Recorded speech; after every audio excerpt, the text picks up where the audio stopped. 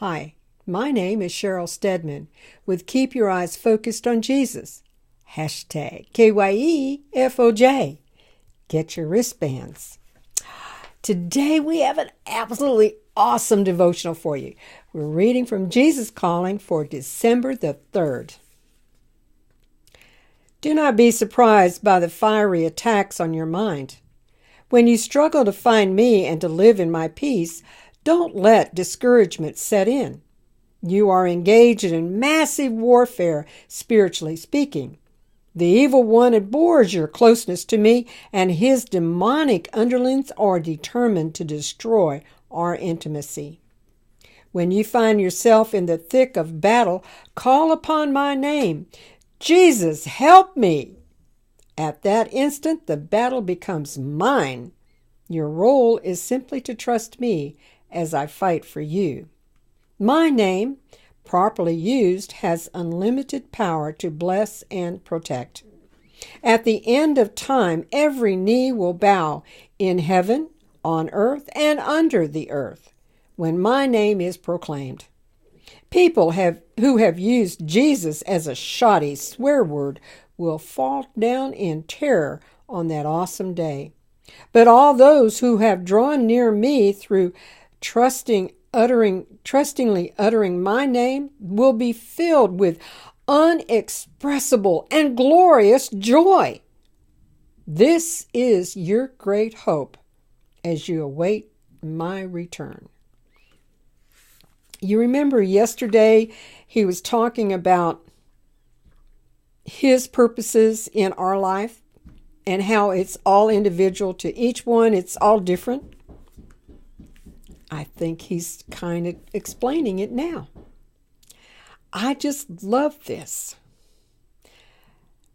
My name, properly used, has unlimited power to bless and protect. All those who have drawn near me through trustingly uttering my name will be filled with unexpressible and glorious joy. Way back, I don't remember now when it was, it's been September, August, something there, he said the best prayer you could ever say is, Jesus, help me. And I love this. He says, at that instant, the battle becomes mine.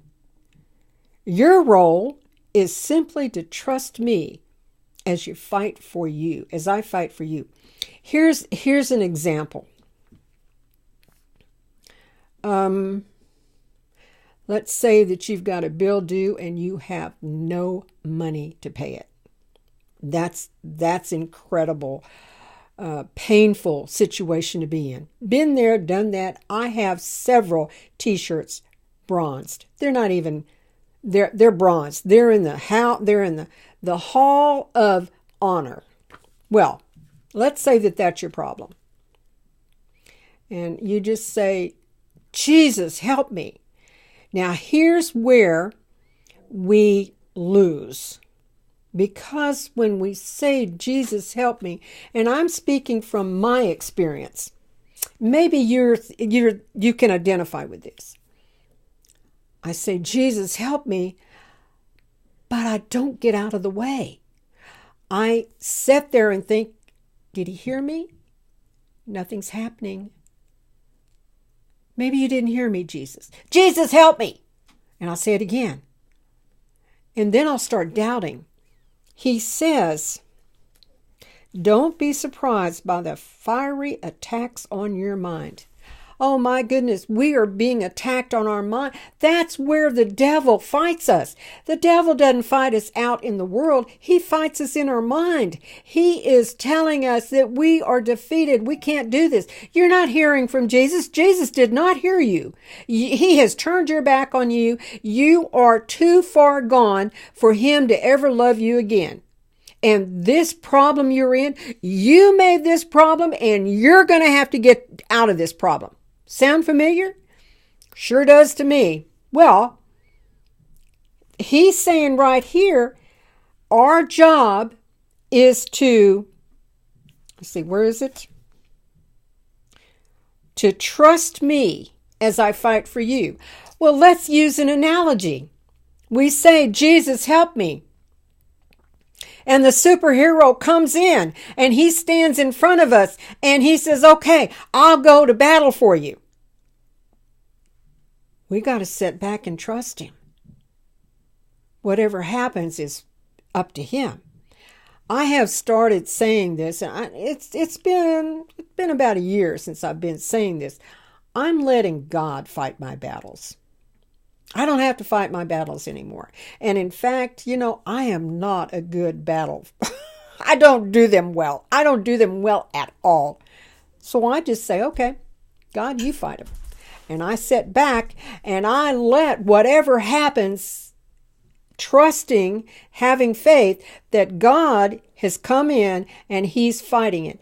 Now, we got to remember, God doesn't fight the same way that we would fight. He fights spiritually, and he fights knowing he knows time, he knows people, and he knows places. And he puts all those three together in an incredible way that we can't even comprehend. That's where the role of trusting him comes in. We just have to do that. We have to learn how to trust God to take care of us. Here's a really good example of that. You remember, everybody knows the story about David and Goliath. And I'm going back to 1 Samuel chapter 17. And again, I'm going to read this. I've picked little verses out to kind of tell the story. So we're starting with verse 23. Well, we're going to start with 22. Master, said David, don't give up hope. I'm ready to go and fight this Philistine.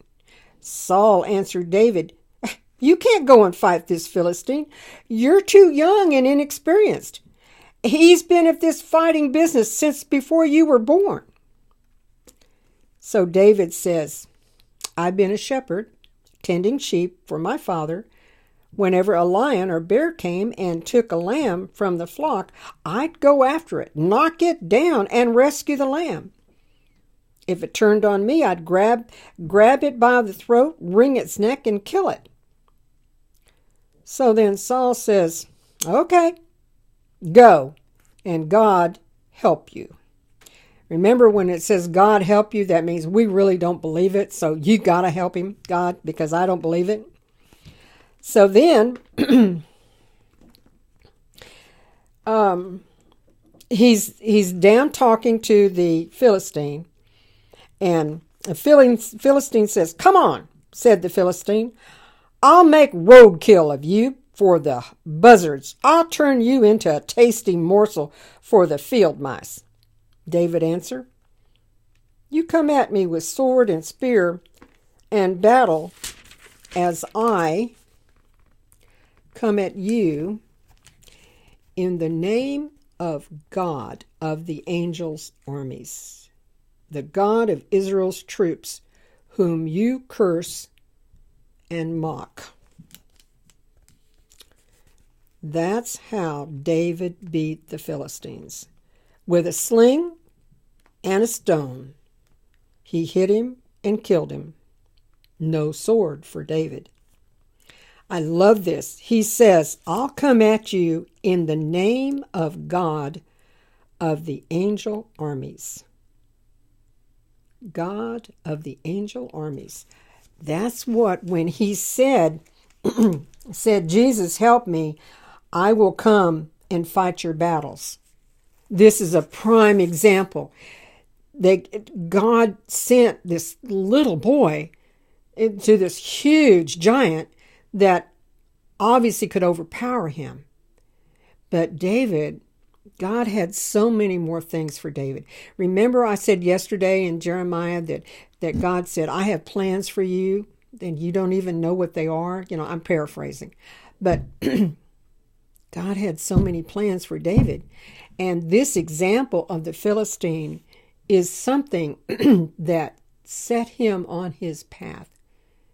And we got to remember, The God that we invite to our place is to fight our battles, is the God of the angel armies.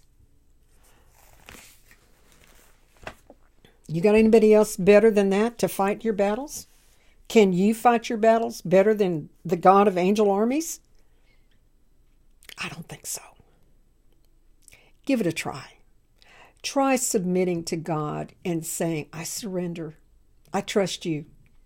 Here it is. I put it at your altar. Whatever problem that's facing you today, put it at your altar. Just put it at his altar and say, I trust you, Lord. And probably you'll have to say that probably 1,000,000 times during the day. Because I did. I said, that was my mantra. I trust you, Lord. I trust you, Lord. I trust him. I trust him with my life. The breath that I breathe is God's breath in me. And that goes for you too. I'm no different than you. Not a bit. You are a child of God. Hold your head up high. You walk into that, whatever it is, the problem, and you say, I don't have a problem here. God's fighting my battles for me today. I'm just going to sit and trust him and know that everything is going to turn out absolutely awesome. So with that, you're going to have a great day. Keep taking your Jesus breaks. And I will see you tomorrow. Bye for now.